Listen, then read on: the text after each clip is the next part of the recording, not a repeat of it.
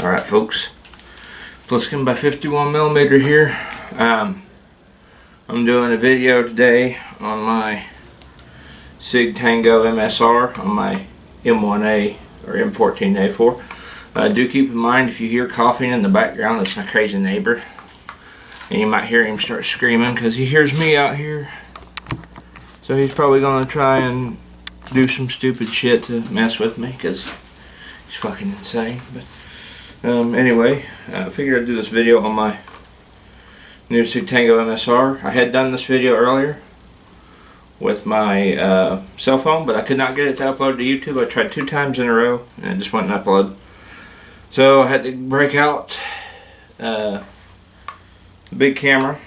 Alright, so my first impressions on this scope are this is probably one of the best optics I've ever ran on a gun, period. Because I've never had anything quite this big in my particular collection. My dad has had, oh my god, he's upgraded all of his shit. He's got Leopold Mark IVs out the ass.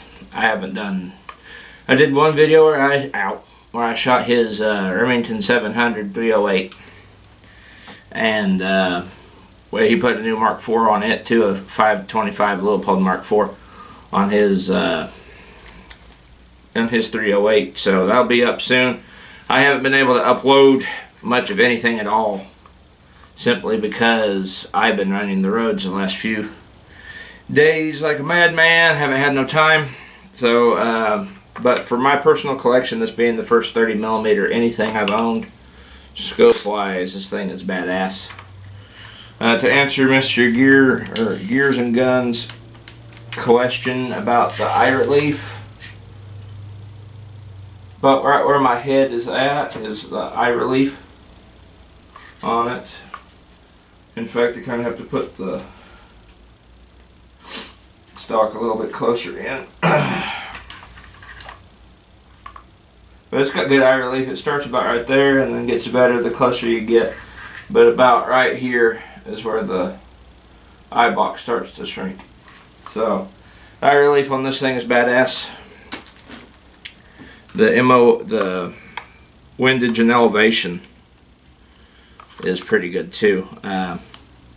Because when we was getting this thing sighted in, now albeit with let me back up a little bit here so you guys can still see the scope. But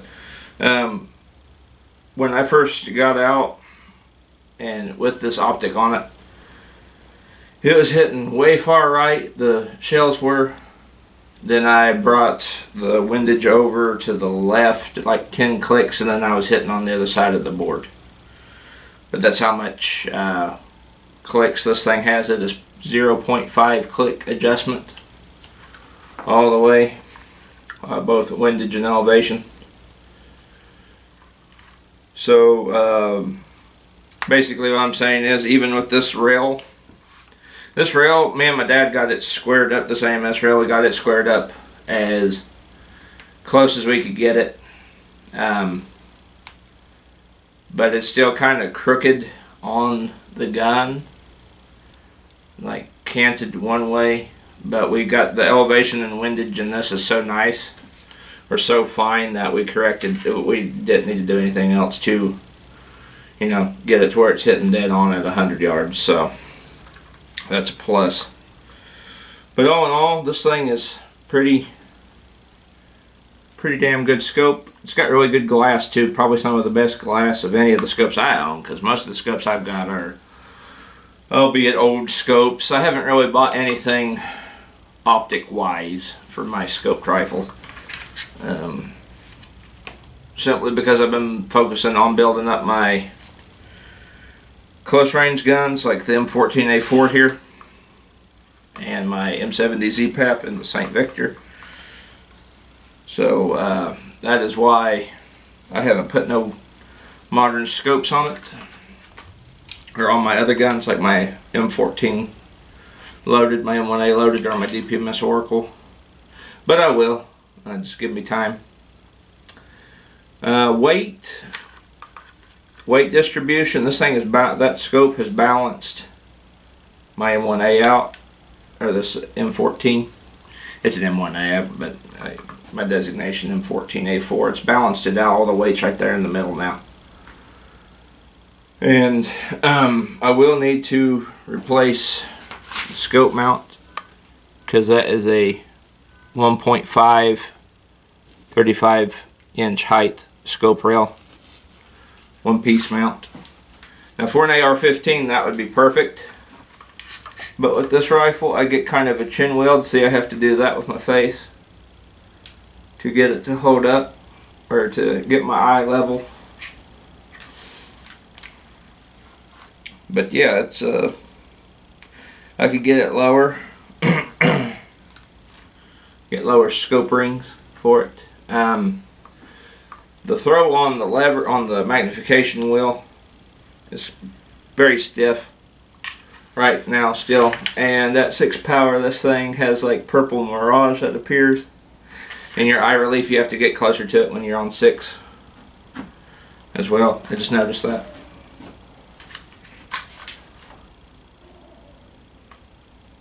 But you can ignore the purple mirage.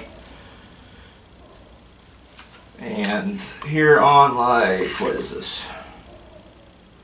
2.5 power. Yeah, your eye relief, you have to get closer to it as you bring the eye relief up, or the magnification up, not eye relief. I'm out of it.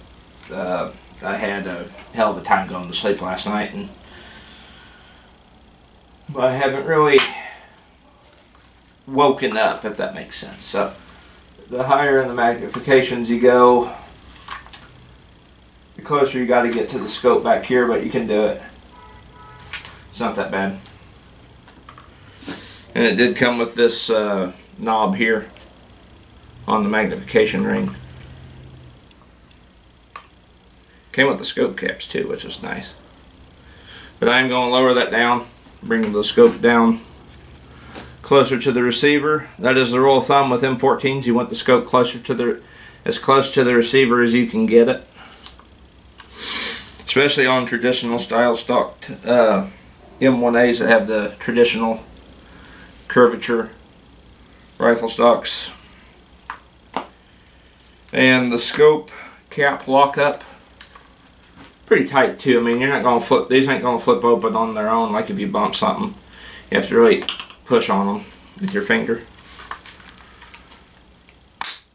like so. And they really lock down too.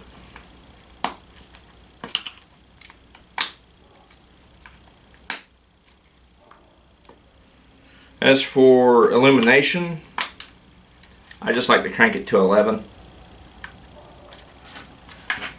Because that, like even in here in this garage with the new light, 11 shows up that red donut. Excellent. I wish I could show you guys the BD6 reticle in there.